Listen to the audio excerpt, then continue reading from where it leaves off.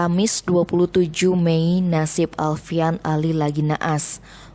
Sopir truk berusia 37 tahun ini tewas tergencet besi beton di Jalan Raya Kintamani, wilayah Desa Manikliu, Kecamatan Kintamani, Bangli. Informasi yang dirangkum Bali Express menyebutkan, kecelakaan berawal saat truk yang dikemudikan Alfian mengangkut besi batangan dengan berat total sekitar 20 ton.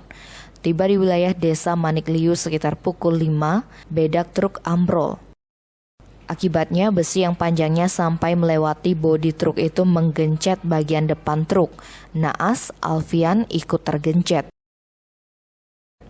Kasat Lantas Polres Bangli AKP Ketut Sukedana mengungkapkan, sopir truk asal Ketuktuk Kecamatan Negara Jembrane tersebut hendak membawa besi ke proyek bendungan di wilayah Kecamatan Payangan, Gianyar.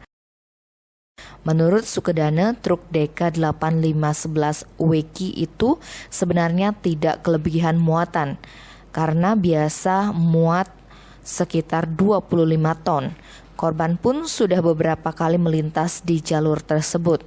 Diduga karena bedak truk sudah keropos sehingga tidak kuat menyangga beban.